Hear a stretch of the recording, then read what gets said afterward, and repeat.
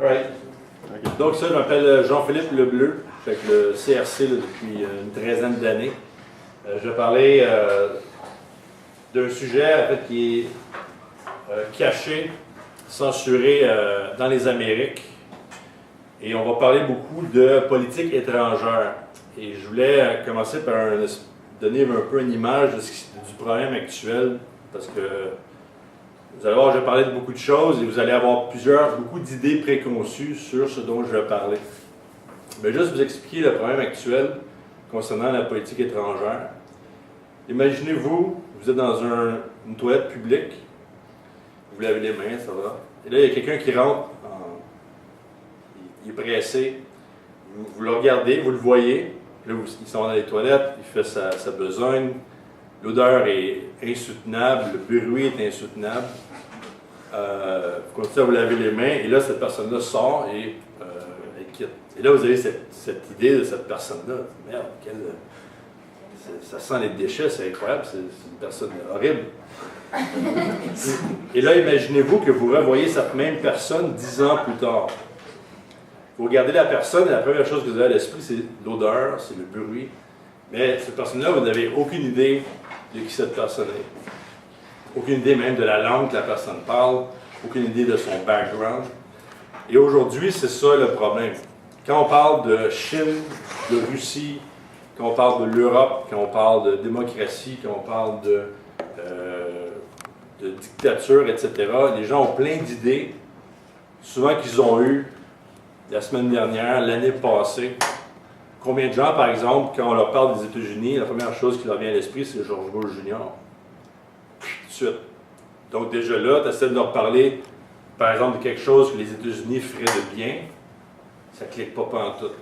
Parce que la personne a cette idée préconçue et est juste incapable de sortir de cette idée préconçue parce que, comme on disait, je pense que l'odeur de George W. Bush est assez dérangeante aussi.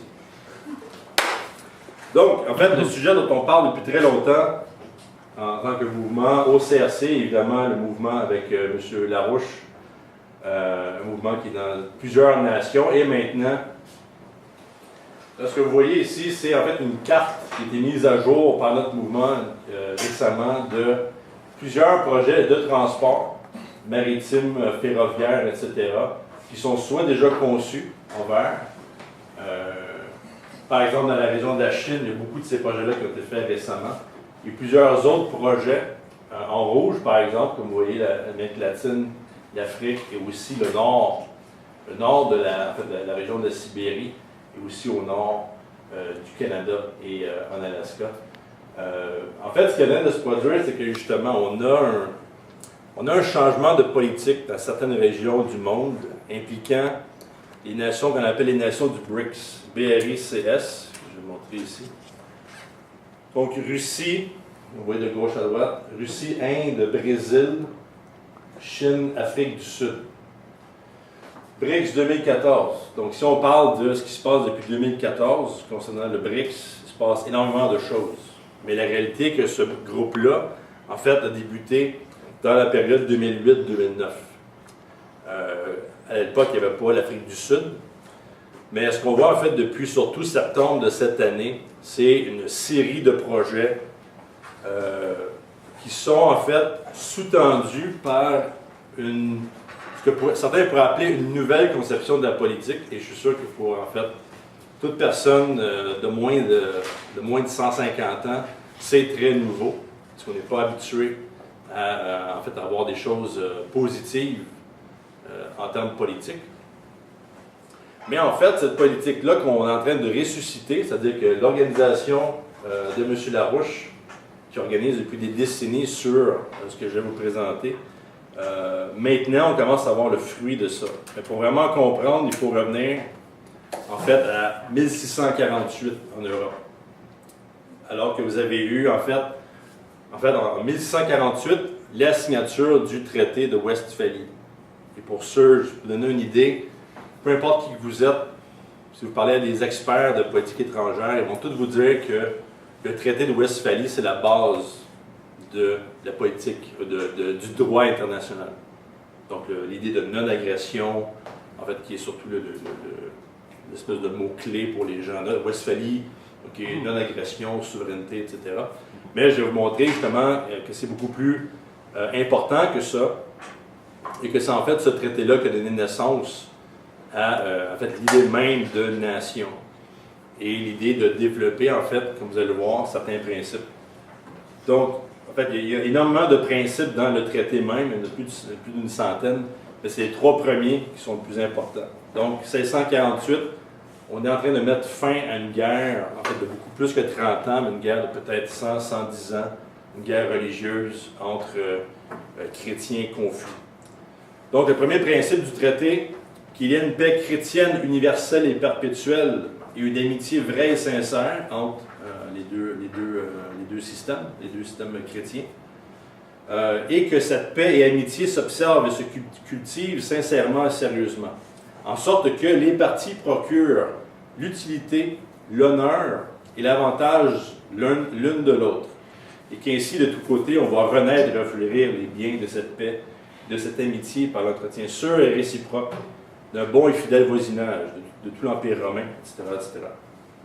Donc, le principe de l'avantage l'une de l'autre, ou en fait de l'avantage du bénéfice de l'autre.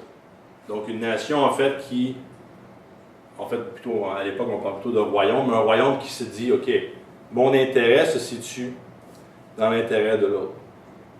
C'est assez révolutionnaire quand vous sortez de 100 ans de guerre religieuse. Imaginez, vous avez 50 ans, tout ce que vous avez connu, c'est cette guerre religieuse, et vous arrivez avec ça. Comment ça marche? Ça marche, c'est de la propagande, ça n'a pas de sens. Donc, deuxième principe, très important, je l'ai seulement au début, qu'il y ait de part et d'autre un oubli et une amnistie perpétuelle de tout ce qui a été fait depuis le commencement de ces troubles, en quelque lieu ou quelque manière que les hostilités aient été exercées par l'une ou l'autre partie. Amnistie perpétuelle. Quand vous regardez le conflit du Proche-Orient, par exemple, d'Israël-Palestine, c'est tout sauf ça. C'est toujours de blâmer, ou d'essayer de trouver celui qui a commencé le conflit. On essaie de se blâmer l'un l'autre. Alors que là, on dit, on ne va pas dans cette route-là. Ce qui a été fait est pardonné et oublié, et on se concentre sur l'avenir. Et le troisième, et afin que l'amitié réciproque entre l'empereur et le roi très chrétien, etc., se conserve d'autant plus ferme et sincère, l'un n'assistera jamais les ennemis présents ou à venir de l'autre, sous quelque titre et prétexte que ce soit, pour raison d'aucune dispute ou guerre contre un autre, ni d'armes, ni d'argent, ni de soldats, etc., etc. Donc, on n'assiste pas les ennemis de nos voisins. Ce principe-là, ce traité-là a été signé en 1648, mais ça a pris 9 années de dialogue, un dialogue très difficile à cause des distances, évidemment. Si on envoie une lettre, il faut attendre plusieurs mois avant que la lettre se rende. Et il a même fallu, en certains cas, attendre que certains dirigeants meurent, parce qu'ils étaient tellement contre le projet que, tant qu'ils étaient en charge, évidemment, quand dans un royaume, le roi, il n'est pas remplacé par le vote. Donc, il fallait attendre qu'il meure. Et en fait, la France a été un des premiers promoteurs de ce traité-là. Et la manière qu'il recrutait les autres pays ou les autres villes, les autres royaumes ou les différents régimes, c'était en fait en gagnant la guerre. Quand vous conquériez un endroit, l'idée c'était de dire, écoutez, on est là pour changer la logique. Donc on vous a conquis, mais nous on est là pour le traité de Westphalie. On est là pour votre développement. Ça semble un peu...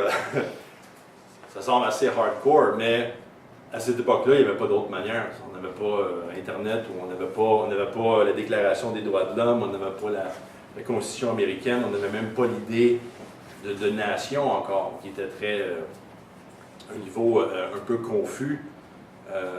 Donc, c'est une guerre en soi, c'est une guerre de faire passer ce traité-là. Et ce traité-là, ben, ça fait, on parle de plus d'environ 360 ans que ça a été passé. Il y a eu plusieurs percées par la suite. Et je voulais revenir à ça parce que ce qu'on essaie de faire comprendre aux gens, c'est que ce qu'est en train de discuter, ce qui a été discuté parmi ces nations-là et parmi notre mouvement, évidemment, c'est quelque chose qui va au-delà de la simple couleur politique ou de la simple tendance politique qui peut être représentée par certaines de ces nations-là. On pense à la Russie, on voit encore le régime soviétique. La Chine, même chose, on voit Mao Tse-tung et la dictature paysanne. En Inde, on voit la pauvreté, la surpopulation. Au Brésil, la corruption. Il y a plein de systèmes différents. Et en fait, beaucoup de gens vont bloquer sur ce sujet-là parce qu'ils vont dire, ben, comment tu veux qu'on parle à des communistes dans un système démocratique? Comment vous voulez qu'on parle aux Russes qui sont tellement va-t-en-guerre? Vous vous rappelez Staline? Vous vous rappelez... Qu'est-ce qui se passe exactement? Et c'est ça l'enjeu actuel pour les gens ici en Amérique du Nord, de saisir quelle est la véritable dynamique. Une dynamique qui n'est pas née avec le communisme ou avec le système de caste indien ou ces choses-là, ou même avec le système démocratique actuel nord-américain. Mais il faut revenir à une époque où on a mis l'emphase sur certains principes qui aujourd'hui sont encore nécessaires. Et je suis sûr que la plupart d'entre vous, en fait, sont d'accord avec ces principes-là, l'idée de l'avantage de l'autre, et même que ça peut vous sembler le gros bon sens. Mais quand vous vous impliquez en politique, quand vous allez voir les dirigeants, vous essayez de soit les éduquer ou leur donner quelques baffes, c'est là où vous voyez toute l'espèce d'ignorance crasse qui est en train de se faire. Puis évidemment, l'ignorance crasse, c'est pas juste par rapport à certains pays, c'est par rapport à l'économie en soi. Quand on parle, par exemple, quand on parlait de... Quand Al Gore est sorti avec son documentaire Inconvenient Truth, nous, on allait sur les campus et on parlait de développement, chemin de fer, développement énergétique. Et à ce moment-là, les gens disaient, les jeunes, pas des vieux profs, pas des vieux professeurs poussiéreux, mais des jeunes nous disaient, on ne peut pas développer l'Inde, il y a trop de monde, s'ils se développent, c'est la fin du monde, on n'aura plus de ressources, ils sont 1,3, ça se multiplie comme des lapins, etc., etc. Et ça, c'était encore une simple supposition basée sur une mauvaise odeur plutôt qu'une vraie connaissance de ce qui est en train de se passer. Et c'est là le gros projet, parce que quand on regarde ce que les BRICS sont en train de faire, en fait, il y a deux choses qui sont en train de se produire, qu'il faut avoir en tête. Bon, premièrement, on finance le développement. Donc, ici, quelques exemples, je pense qu'il m'en manque un ou deux. Nouvelle banque de développement, avec un fonds de 100 milliards de dollars. Le AIIB, un autre 100 milliards. Le fonds pour la nouvelle route de la soie. La route de la soie, en passant, qui est un peu l'image. Vous voyez la ligne verte et jaune? C'est la route de la soie, là, à l'époque, vers l'an 800 ou 1000 après Jésus-Christ. Bien, les Chinois et notre mouvement, on parle de ce principe-là, de réintroduire la route de la soie depuis déjà très longtemps. Ensuite, le Contingent Reserve Arrangement, ça c'est un fonds pour c'est en fait pour essayer de protéger certaines nations contre justement des activités spéculatives. Des actions contre les monnaies, par exemple, des paris contre certaines devises, etc., etc. Vous avez en bas aussi l'accord Chine et CELAC. CELAC, ça tient pour... j'ai pas écrit. Ah, ça en bas. Communauté des pays de l'Amérique latine et des Caraïbes. Donc, un autre fonds totalisant environ 35 milliards de dollars.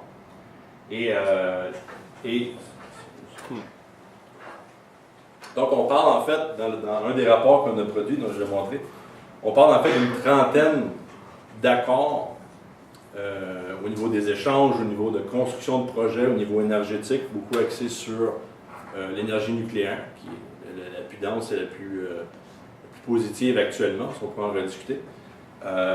Donc, vous avez évidemment les nations du BRICS, vous avez Nicaragua, Cuba, Argentine, Pérou. Cuba, beaucoup de projets. D'ici 5-10 ans, Cuba pourrait en fait devenir un pays développé. En passant, Cuba qui est la nation qui fait le plus d'efforts maintenant contre le virus de l'Ebola en Afrique de l'Ouest. Les gens sachent ça. Mexique, en fait, il a déjà signé 14 accords avec la Chine. Le Nigeria, qui vient de signer une entente avec la Chine encore de 15 milliards de dollars pour construire un chemin de fer. Nigeria, qui est, je pense, c'est là où l'une des nations les plus peuplées de l'Afrique. Corée du Sud, Corée du Nord, Népal, Pakistan, Singapour, Égypte, Zimbabwe. Et là, j'aurais pu mettre Canada, mais je voulais faire la distinction. Parce que le Canada, il y a des ententes avec la Chine et l'Inde, mais c'est basé sur les ressources naturelles. Un peu au niveau nucléaire, on est impliqué là, dans le développement d'un parc nucléaire en Chine. Mais c'est une nation qui... Enfin, le Canada fait partie du problème actuellement. Pas juste avec Harper, mais il y a une propagande très très anti-russe au Canada qui est représentée par les partis en importance, comme autant le NPD que les libéraux que l'autre truc, conservateur, ou l'autre affaire. Donc, vous avez encore cette ignorance basée sur absolument rien. Et là, vous avez, ce que je vais vous montrer, c'est en fait une citation du président chinois Xi Jinping à l'occasion du sommet de l'APEC, donc en fait une organisation de nations, toutes les nations en fait qui touchent la région du Pacifique.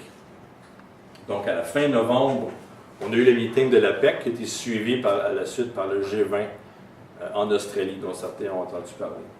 Donc la citation de M. Xi Jinping à l'occasion d'une conférence de presse avec Obama et lui-même, donc États-Unis, Chine.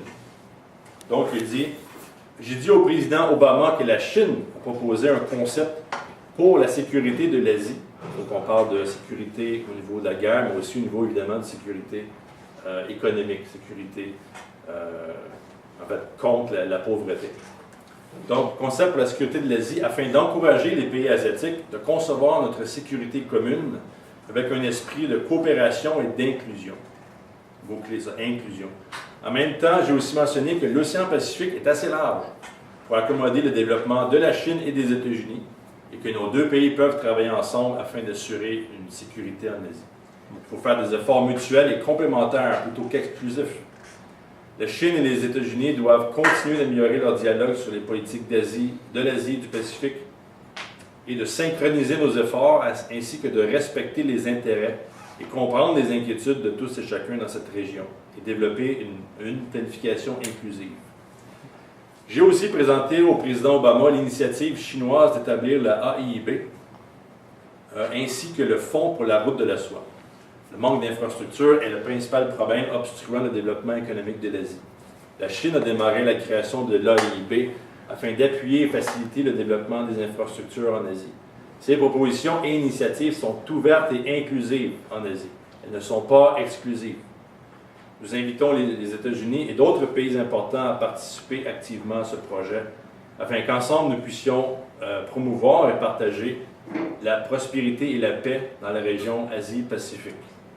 La Chine est prête à travailler avec les États-Unis afin de faire plus d'efforts dans certains secteurs prioritaires et appliquer les principes de non-confrontation, non-conflit et de respect mutuel. C'est avec un esprit sans relâche et des efforts soutenus que nous promeuvons un nouveau progrès en construisant un nouveau modèle de relations entre pays importants afin d'amener un grand bénéfice à nos deux peuples.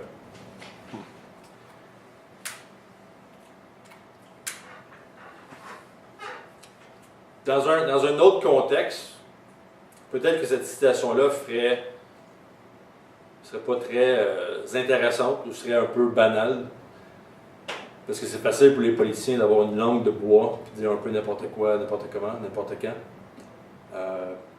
Mais on est dans une situation où la Chine planifie pas juste de développer les autres nations, évidemment, mais de s'occuper de son problème de manque de développement, une population énorme Évidemment, on ne va pas développer 1,5 milliard de personnes avec du charbon ou avec juste des vélos.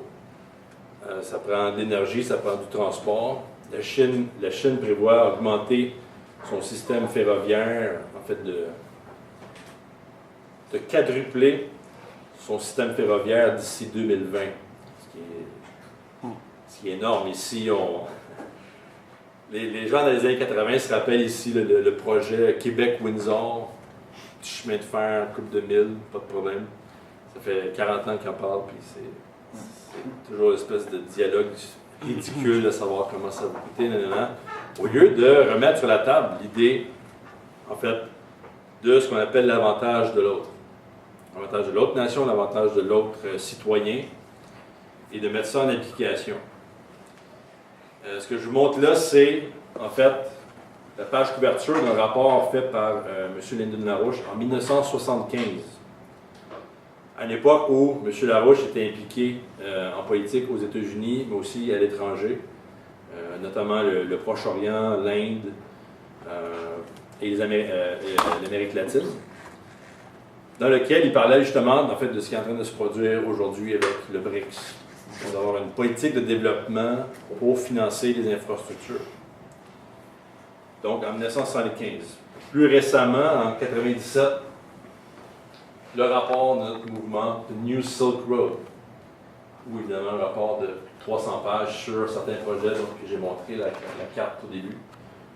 Vous avez la mise à jour, parce qu'on a montré ce rapport-là à certains de nos contacts chinois, comme à l'ambassade canadienne.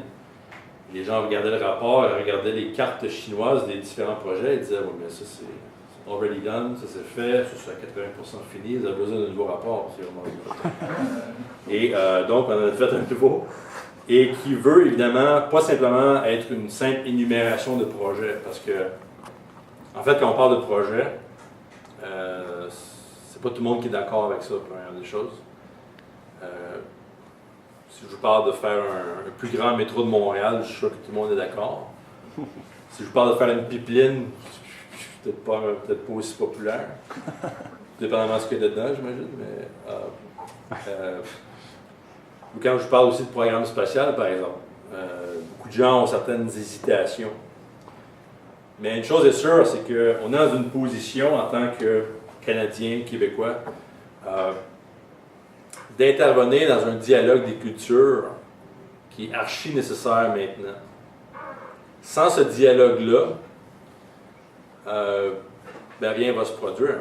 On va rester coincé dans notre ignorance ou notre supposée connaissance de la politique. Ça veut dire, moi, je suis un libéral. Je ne peux pas parler avec un communiste, quand même. Et imaginez à l'époque du traité de Westphalie, c'était le même truc. Moi, je suis protestant, moi, je suis catholique, je ne vais pas parler. Qu'est-ce qui arrive, c'est le conflit.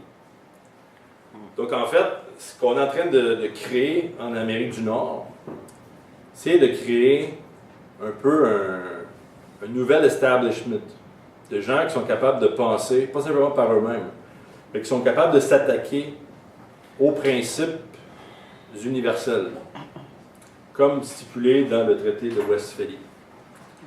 Parce qu'en fait, l'avantage de l'autre, c'est pas simplement un truc chrétien, évidemment. C'est quelque chose, c'est un concept qui s'applique à tous. Je pense que la première des choses qu'il faudrait réaliser, c'est que quand on parle de la Russie ou la Chine ou l'Inde ou même l'Égypte qui sont impliqués, on ne parle pas d'une culture qui date de 1950. Là. On parle de la Chine qui a 5000 ans, l'Inde qui en a peut-être 6000, l'Égypte qui en a une couple de mille aussi. Donc, quand on parle du communisme en Chine, c'est une virgule dans le livre d'histoire de la Chine.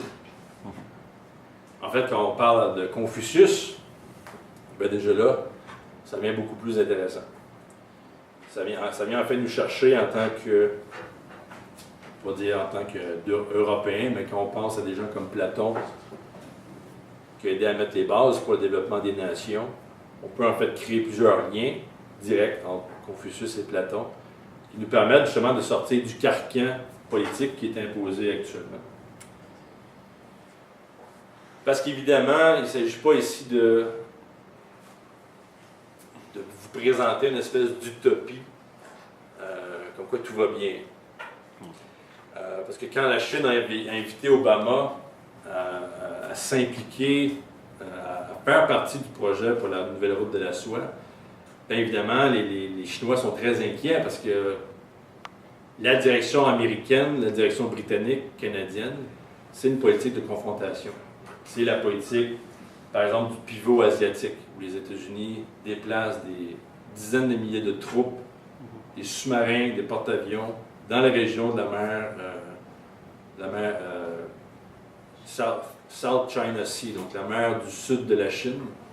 Il y a un endroit où il y a plein d'excuses pour entrer en conflit avec les Sud-Coréens, les Nord-Coréens, les Japonais. On se chicane pour des îles. Et par exemple, concernant le Japon, ben, Obama a préféré prendre une position militaire en disant qu'ils allaient appuyer le Japon si jamais il y avait un conflit entre le Japon et la Chine. Donc la Chine voit ça et dit, ben, qu'est-ce que je fais? Est-ce que je fais juste la route de la soie? Puis je me croise les doigts qu'Obama, s'il lance des missiles nucléaires, il va rater sa shot. En fait, non, il faut planifier les deux côtés. Donc, le point, c'est que quand vous entendez dans les médias que les Russes font tel truc militaire, les Chinois se préparent au niveau militaire d'une telle manière, parce qu'ils savent qu'il y a une menace. Et que la menace provient, comme on l'a vu avec George Bush Jr. pendant 8 ans, les États-Unis ne se sont pas distancés de cette politique d'interventionnisme.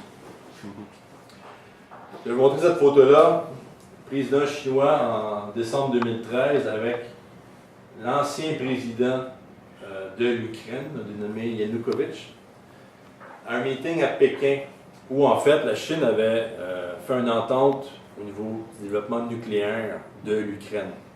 L'Ukraine qui possède, en fait, l'énergie ukrainienne est à 40% nucléaire, 40% charbon, et le reste, c'est du gaz ou c'est, je ne sais pas si c'est des projets hydroélectriques, mais en fait, disons que ce serait le gaz et d'autres types d'énergie.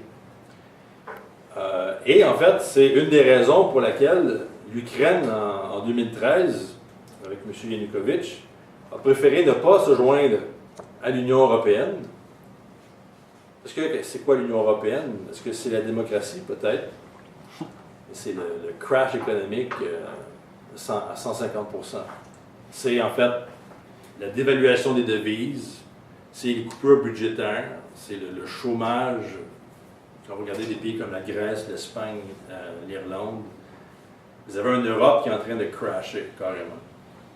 Et de l'autre côté, vous avez la mobilisation des BRICS, qui en fait est beaucoup plus intéressante en tant que pays, en tant que citoyen, malgré les différences de système. Donc évidemment, M. Yanukovych a été renversé dans un coup quelques mois plus tard.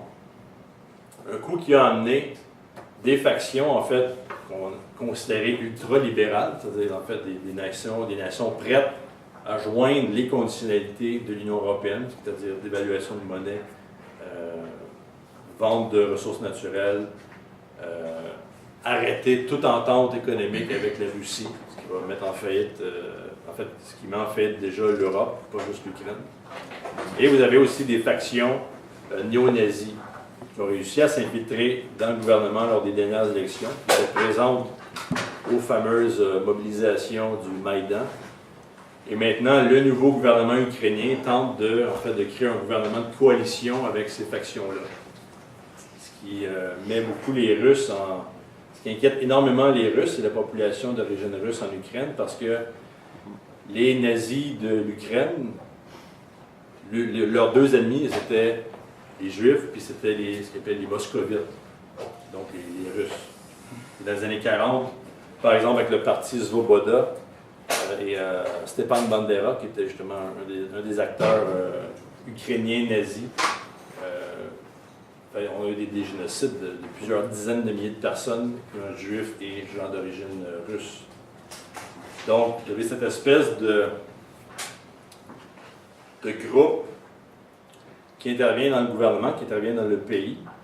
Et si on se rappelle juste la période de 2012, où on se rappelle, les États-Unis, en fait, finançaient l'opposition modérée en Syrie contre le président Bachar el-Assad. Et ça n'a pas été long que les médias ont montré, même eux, que en fait, les vrais hardcore, c'était l'opposition.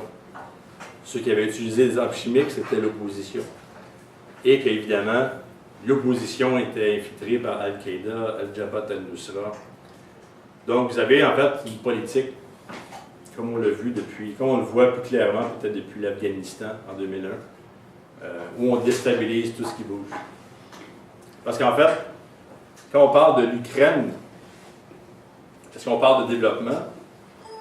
Est-ce que l'Europe est dans une logique de projet de développement?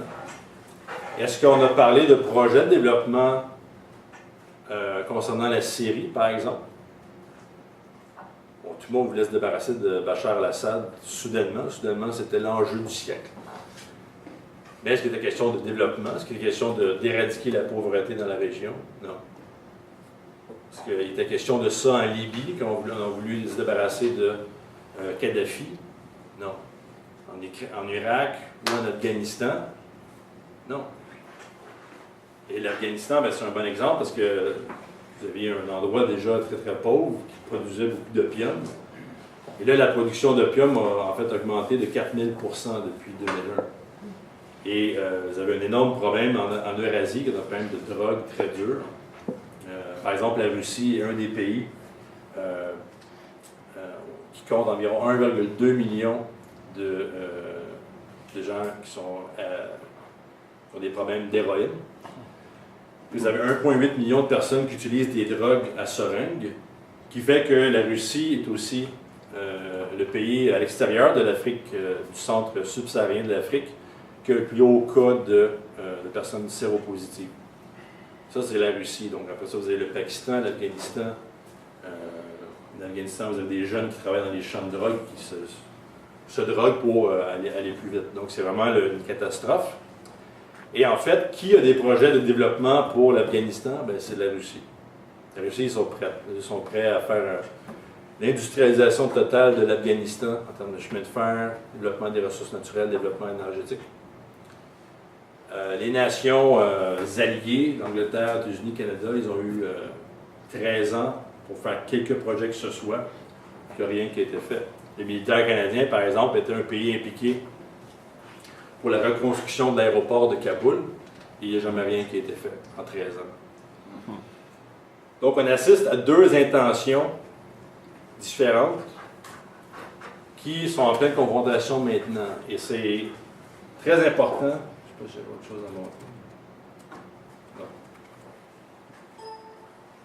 C'est très important que notre population soit prête à agir, non pas simplement dans un contexte de faire une mobilisation, de faire une manifestation, comme on l'a vu en fin de semaine, où en fait, on voit des, je ne sais pas combien il y avait de personnes, mais il y avait plusieurs milliers de personnes, ça c'est sûr, qui sont prêts à changer le système d'une certaine manière, qui voient que le système arrive à sa fin. Cependant, combien de ces milliers de personnes-là vont agir par la suite? Là, on réduit le nombre de beaucoup. Et qu'est-ce qui arrive quand une personne veut se mobiliser, mais qu'elle n'a pas les conceptions nécessaires? On entend souvent beaucoup de critiques actuelles, critiques des coupures, qui utilisent beaucoup le terme libéral, des coupures libérales, mais en fait, le gouvernement du péquiste allait dans la même direction. Donc, il y a eu un problème où on est en Amérique du Nord, où on a mis les principes à la poubelle. Et c'est ce qu'on veut faire aujourd'hui. C'est-à-dire que, alors que l'Ukraine pourrait devenir l'excuse pratico-pratique pour démarrer une guerre entre la Russie et les États-Unis, on doit former une espèce de leadership, comme on est en train de faire, par exemple, aux États-Unis, dans différentes conférences qu'on a eues à New York et à d'autres endroits, de créer ce nouveau leadership de gens qui sont capables, justement, de défendre des principes et de poursuivre une mobilisation dans laquelle le Canada pourrait jouer un très grand rôle. Le Canada a beaucoup de problèmes politiques actuels, on est dans une crise économique, on a un potentiel qui est là, en termes d'ingénierie, en termes de construction. on n'est pas des gens, c'est pas un pays sous-développé, on a une base, on est en train de perdre cette base-là. Donc de joindre la mobilisation du BRICS permettrait en fait de réactiver un pays comme le nôtre, évidemment de réactiver les États-Unis et de se tenir loin du conflit.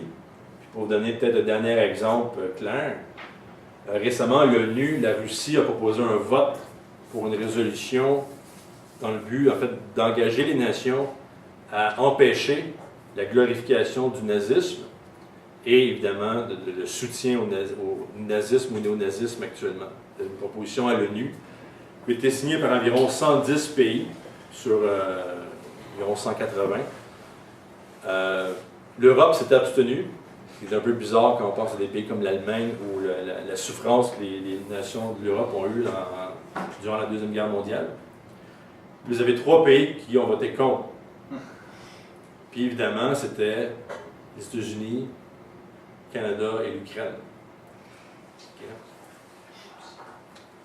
Donc, il faut revenir au principe. Si on revient au principe, on a une chance de se sortir de la crise et de comprendre en fait ce qui doit être fait, plutôt que de simplement être fâché ou pessimiste, etc.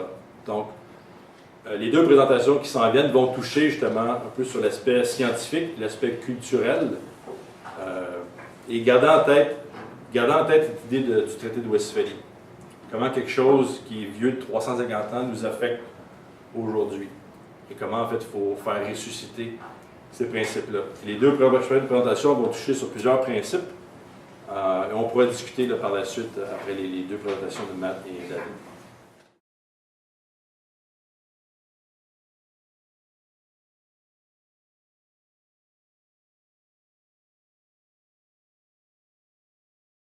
Donc déjà là, tu essaies de leur parler, par exemple, de quelque chose que les États-Unis feraient de bien, ça ne clique pas pantoute. Parce que la personne a cette idée préconçue et est juste incapable de sortir de cette idée préconçue parce que, ben, comme on disait, je pense que l'odeur de George W. Bush est assez dérangeante aussi. Donc, en fait, le sujet dont on parle depuis très longtemps, en tant que mouvement, au CRC, évidemment, le mouvement avec M. Larouche, un mouvement qui est dans plusieurs nations, et maintenant, là, ce que vous voyez ici, c'est en fait une carte qui a été mise à jour par notre mouvement récemment de plusieurs projets de transport maritime, ferroviaire, etc., qui sont soit déjà conçus en vert. Par exemple, dans la région de la Chine, il y a beaucoup de ces projets-là qui ont été faits récemment. Et plusieurs autres pour continuer à vous laver les mains. Et là, cette personne-là sort et elle quitte. Et là, vous avez cette idée de cette personne-là. Merde, ça sent les déchets, c'est incroyable, c'est une personne horrible. Et là, imaginez-vous que vous revoyez cette même personne 10 ans plus tard. Vous regardez la personne et la première chose que vous avez à l'esprit, c'est l'odeur, c'est le bruit. Mais cette personne-là, vous n'avez aucune idée de qui cette personne est. Aucune idée même de la langue que la personne parle, aucune idée de son background. Et aujourd'hui, c'est ça le problème. Quand on parle de Chine, de Russie, quand on parle de l'Europe, quand on parle de démocratie, quand on parle de dictature, etc., les gens ont plein d'idées, souvent qu'ils ont eues la semaine dernière, l'année passée. Combien de gens, par exemple, quand on leur parle des États-Unis, la première chose qui leur vient à l'esprit, c'est George Bush Jr. Tout de suite. All right.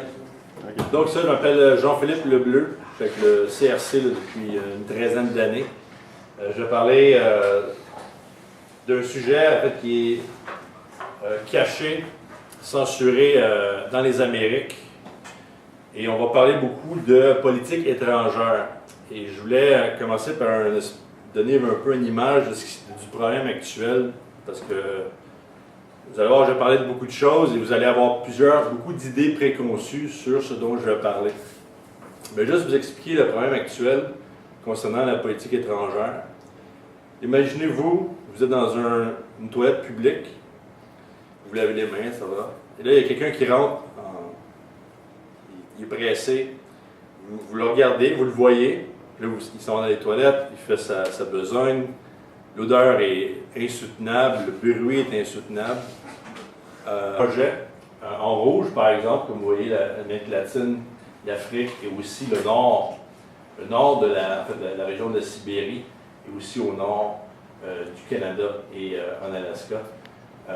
En fait, ce qui vient de se produire, c'est que justement, on a un changement de politique dans certaines régions du monde impliquant les nations qu'on appelle les nations du BRICS, B-R-I-C-S, je vais montrer ici. Donc, Russie, vous voyez de gauche à droite, Russie, Inde, Brésil, Chine, Afrique du Sud. BRICS 2014. Donc, si on parle de ce qui se passe depuis 2014 concernant le BRICS, il se passe énormément de choses. Mais la réalité est que ce groupe-là, en fait, a débuté dans la période 2008-2009. À l'époque, il n'y avait pas l'Afrique du Sud. Mais ce qu'on voit, en fait, depuis surtout septembre de cette année, c'est une série de projets qui sont, en fait, sous-tendus par ce que certains pourraient appeler une nouvelle conception de la politique. Et je suis sûr que pour, en fait, toute personne de moins de 150 ans, c'est très nouveau, parce qu'on n'est pas habitué à, en fait, à avoir des choses positives en termes politiques.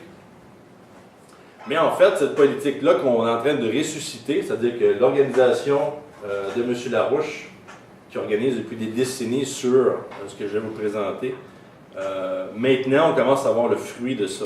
Mais pour vraiment comprendre, il faut revenir, en fait, à 1648 en Europe. Alors que vous avez eu, en fait, en 1648, la signature du traité de Westphalie.